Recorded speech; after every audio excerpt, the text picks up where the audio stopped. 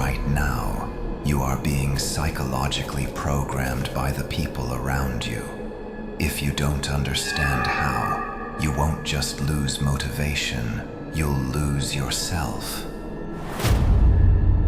What if I prove to you that most of your habits are not yours, not your opinions, not your routines, not even your ambitions? They were socially installed. Right now, without realizing it, your brain is running a silent algorithm. Am I behaving like everyone else? And if the answer is no, your nervous system feels danger. In the next few minutes, you'll understand why intelligent people copy average behavior, why truth loses against belonging, and how to redesign your environment so the discipline becomes automatic. So, let's dive in. When humans are uncertain, the brain activates a comparison protocol. It scans the environment. Who is winning? Who is accepted? What behavior is being rewarded? This isn't weakness. It's evolutionary survival coding. Inside the prefrontal cortex and limbic system, there is constant social calibration happening. Your brain runs micro-assessments. If I act differently, will I still belong? Belonging is not optional. From a biological standpoint, social rejection once meant death. So the brain developed a bias. Conform first, question later. In behavioral laboratories, researchers repeatedly observe this pattern. When subjects are placed in controlled group environments, their decision-making accuracy drops if the majority gives a wrong answer, not because they lack intelligence, but because conformity pressure alters neural processing. Let that sink in. Your cognition bends under social gravity. Now imagine this in real life. You enter a workplace where productivity is low, people procrastinate, deadlines stretch, excuses are normal. At first, you resist, but slowly, your nervous system adapts, because standing out creates friction, and friction consumes energy. So your brain chooses efficiency over excellence. Here's something even more disturbing. In primate behavioral studies, when an individual is transferred to a new social cluster, it often abandons a previously learned superior method if that method conflicts with the dominant group pattern. Efficiency is sacrificed for acceptance. Humans demonstrate identical patterns. We suppress strong opinions to avoid social tension. We downplay ambition to avoid intimidation. We stay silent to avoid isolation. Now, pause for a moment. Have you ever acted smaller just to avoid making others uncomfortable? Be honest. Type yes if you've done it.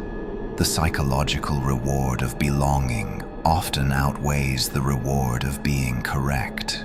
The nervous system treats acceptance as a biochemical victory. Oxytocin rises, stress hormones drop.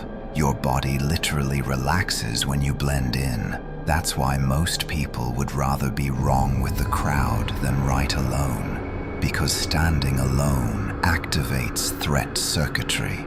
Now here's the turning point. If habit change requires social resistance, your brain labels it as costly.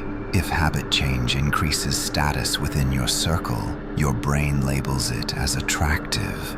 This is why transformation feels easy in some environments and impossible in others. It's not motivation, it's social physics. Your environment is not neutral.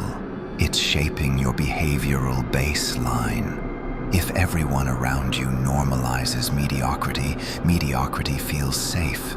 If everyone around you trains hard, reads daily, builds businesses, discipline feels normal, because environment sets expectation. Expectation sets behavior, and repeated behavior becomes identity, and identity defended becomes personality. Now think carefully. Are you struggling because you lack willpower, or because you are swimming against your tribe? Running against cultural momentum requires continuous extra effort. That drains glucose. That drains focus.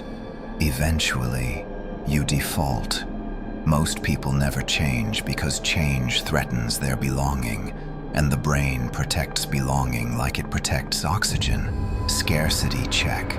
Very few people consciously design their social exposure. Most inherit it. Friends from school, colleagues from work, online circles by accident. But if you intentionally place yourself in rooms where growth is standard, your brain adapts upward. Suddenly, reading daily feels normal. Training feels normal. Building feels normal. Because now, conformity works in your favor. This is the leverage. You don't fight human nature, you redirect it. Instead of forcing discipline internally, you engineer it externally. Let me ask you something serious. If your 5 closest influences remain the same for 5 years, what version of you will exist? Think long-term. Habits are contagious. Standards are contagious. Ambition is contagious. So is laziness. So is distraction. So is mediocrity. The brain mirrors what it repeatedly observes, not consciously, neurally. Your mirror systems activate when you watch behavior repeatedly. Exposure becomes normalization. Normalization becomes imitation, and imitation becomes destiny. You can override this, but it requires deliberate friction. It requires tolerating temporary isolation. It requires choosing long-term identity over short-term comfort. That's rare, which is why transformation is rare. But here's the empowering truth. You don't need extreme willpower. You need strategic alignment. Find one room where the behavior you want is already the norm. Stay long enough, your nervous system will recalibrate. And suddenly, what once felt uncomfortable will feel automatic. So now the real question: are your current surroundings upgrading you, or quietly shrinking you?